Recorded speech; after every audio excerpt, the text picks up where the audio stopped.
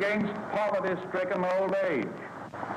It seems to me that if the Senate and the House of Representatives in this long and arduous session had done nothing more than pass this security bill, Social Security Act, the session would be regarded as historic for all time.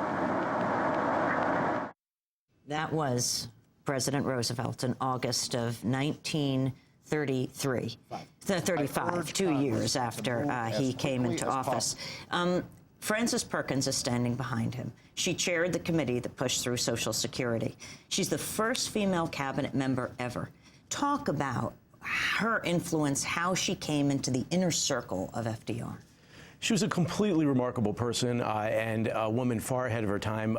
She came to New York after starting as a social worker, personally witnessed the Triangle Shirtwaist Fire, saw the 146 girls jumping to their death, and became the leading factory reformer. She ends up joining Al Smith's. She's the reason we have fire escapes today? Fire escapes and fire drills and all that. Those were her suggestions. Very, very critical stuff. So she joins Al Smith's administration when FDR becomes governor. He keeps her on as industrial commissioner, and during his time as governor, she's a voice in his ear constantly. We need things like Social Security, you know, at that point at a state level. We need welfare programs. We need public works. She's this liberal voice constantly in his ear, and then she comes down to Washington with him, becomes labor secretary, and she really was the conscience of the New Deal in many ways. And yes, she chaired the Social Security Committee, and she wanted it to go further. She actually wanted it to include national health insurance, but the AMA, even back then, was very strong and opposed it, and she and a couple other progressives on the committee said, you know, we better just settle for what we can get. They didn't want to lose the whole Social Security program, but to the end of her life, when she died in 1965 as a professor at Cornell, she was still hoping that health insurance could be part of the, you know, of the welfare state. I'd like to ask you about the lessons of all of this now as we're facing as a new president about to take office, and a similar, though not as profound, crisis as the Depression. But there's another side to this, which is that increasingly in the United States, American capitalism, as well as in Europe, more and more power is being centralized in the state. And already, obviously, as a result of the Roosevelt reforms, you've had enormous greater centralization of power in state. Right now, President Obama has enormous powers already. What would he have to do to be able to deal with this new crisis of, again, a laissez-faire, rampant era in American capitalism? I think that's exactly right. FDR has given him the power by making the state as strong as it is. He now needs to use it for the right purposes, and that may not be bank bailouts. It may be things like putting millions of people to work in good jobs, restoring our infrastructure. One thing that's really encouraging is it took FDR a while during the 100 days to come around to that answer. It was the National Industrial Recovery Act, the last bill of the 100 days that had that public works funding, and FDR at the beginning of the 100 days wasn't sure he supported public works. What's very encouraging is that Obama, even before he takes office, is talking about public works. He's talking about stimulus. He's talking about creating millions of jobs. So I think he gets it. And I think a lot of the reason is he is a student of history. He's been reading not only his Abraham Lincoln, but his FDR. And I think he's learning from the past and understanding we shouldn't wait to the end of the 100 days. Let's start talking about these things right now. But you're already getting some people who are saying that his economic stimulus plan is actually not sufficient for the task. I think Paul Krugman today in the Times says it's way below what is actually needed to jumpstart an economy this big. Right, and that's going to be the debate. It was the debate during FDR's time, too. The progressives wanted billions more, and the conservatives said there's no money at all. We're going to get that again. The Senate, McConnell, people like that are going to say there's not enough money. I agree with Krugman. Obama really needs to push for high levels of funding. The more that we can inject into the economy, the more jobs, the better it will be right now. I was just speaking with someone who was at a Montclair fundraising party for Barack Obama a year and a half ago. And he quoted this famous quote from A. Philip Randolph when he went to FDR to demand something. And FDR turned to him and said, "Make me do it." Mm-hmm. Let's talk beyond the circle that you emphasize that surrounded FDR, really pushing him for some of these changes. The greater circle around them, people in this country. Talk about the role of activism and the changes we saw 75 years ago and where you see parallels today.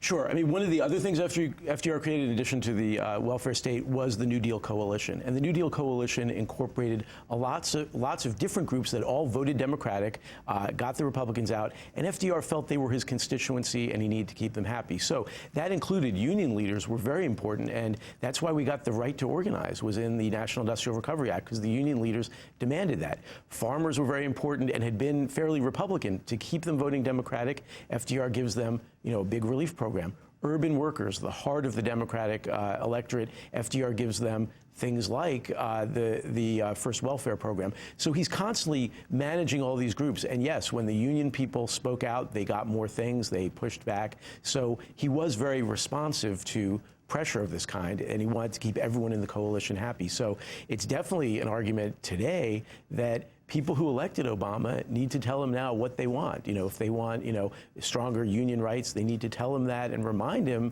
how he got in office. And of course, that New Deal coalition also included the Southern Democrats, and as a result, for many years, Roosevelt sort of delayed any action on civil rights and attempting to deal with Jim Crow. It wasn't until the 1940s, right, with the threat of the March on Washington by African Americans that he finally agreed to an executive order to attempt to begin desegregation in the U.S. government. That's right. FDR did so much, but there were definitely some blind spots. One was race. Eleanor Roosevelt was out there all the time pushing for these people. Franklin was not. Another group was the sharecroppers. People criticized the Agricultural Adjustment Act for giving a lot of money to the big farmers, but the poor sharecroppers who were being thrown off the land were ignored for several years, and Wallace eventually began to try to take care of them. But yes, not everyone, was taken care of right away. If we see change happening because of power blocks, you look at the Obama circle, the inner circle, the cabinet he's proposed, and the organized body that has the most effect on Obama today is clearly labor, because the most progressive position within the department, within his proposed cabinet, is Hilda Solis. Department of Labor, same position that Frances Perkins occupied 75 years ago. Absolutely true. And, a lot of people were waiting for that appointment. It was the last one that Obama made. And even in Frances Perkins' time, labor was a backwater. It was the last department created. She was the last person sworn in because it was the lowliest department. But she turned it into something very powerful, and she was a huge voice at these cabinet meetings for public works and for caring for poor people. A lot of people right now are looking to Hilda Solis, who also cares very much, obviously, about the immigrant community, to be that voice in the Obama administration. It'll be very interesting to see if she can be sort of the Perkins of our time.